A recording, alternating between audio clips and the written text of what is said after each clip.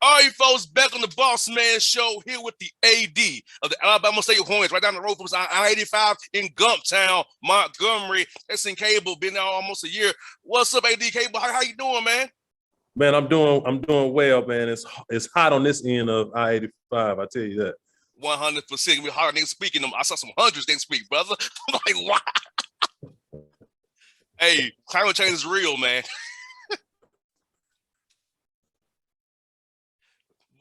But yeah, man, let me ask you, man. You took over this job last year, man. So talk about your vision for your programs and bringing in coaches like Coach Matt, like Coach Robinson here, man, to really push the Alabama State brand even more.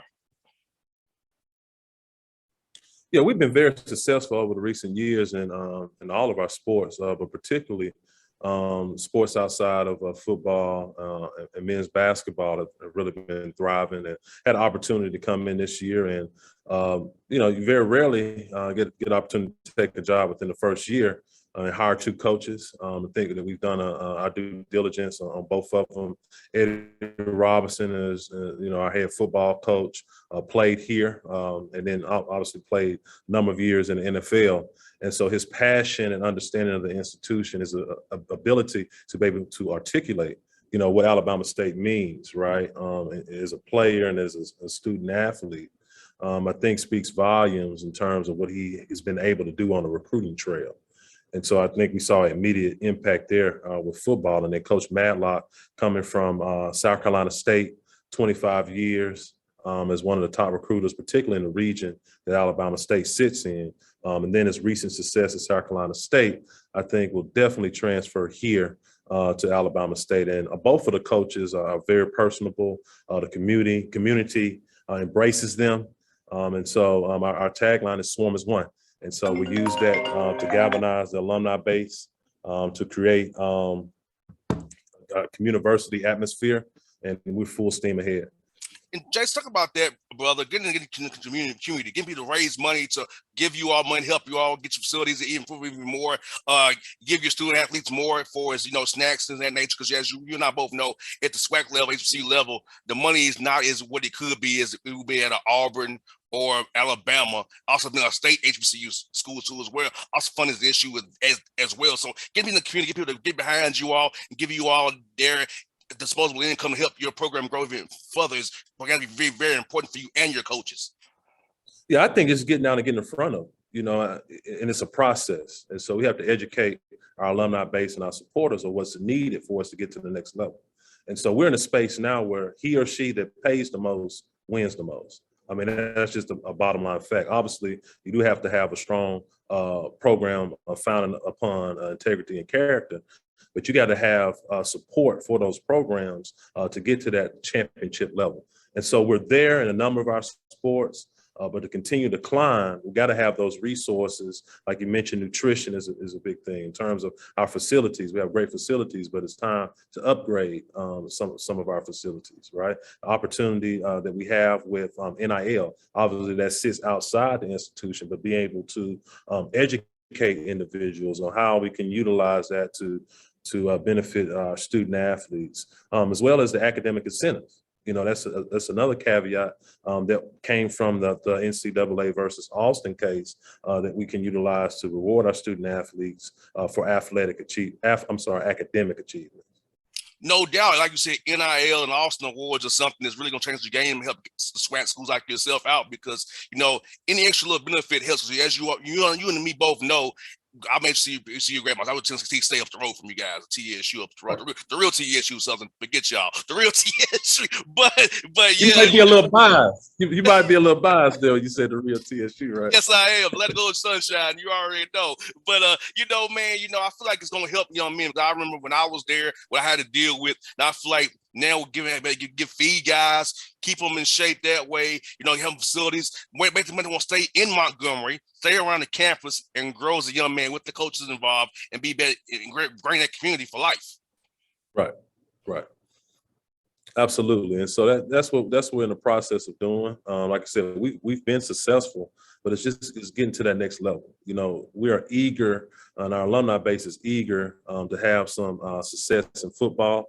We've been solid over the years. We haven't been bad, but in terms of getting to the championship level, That's where we are. We're charting that path right now, and it takes resources. No doubt. Let me ask you this now. Has there been pressure put on like Alabama, South Alabama, and Auburn to play you all? Because I feel like they would play you all more often and help get some of the money they get to help you all fund things. Because I feel like they should pay for it that way. But then the big schools in the state, they should play you all and help you all out as well and give you all the exposures for your bands and your football team and basketball teams and other teams as well, baseball as well. Yeah, I think historically we've done a good job scheduling Auburn. We played them a couple of times in recent years, and I think it's an opportunity to keep the money in state as it relates to guarantee. But I think we have the opportunity to generate money in terms of we have a wonderful facility on campus, bringing some big games on campus. You wouldn't get the same amount, possibly going to play at Auburn, driving up and coming back, but we probably can get pretty close to it. So will we take an in-state game? It just depends on the dollar amount, right? But I think there's an opportunity to increase our revenue without necessarily having to play those larger programs in the state. I hear that. You know what, Jason? Also, darn cool about the SWAC is from 1 through 12 is getting better all the way around.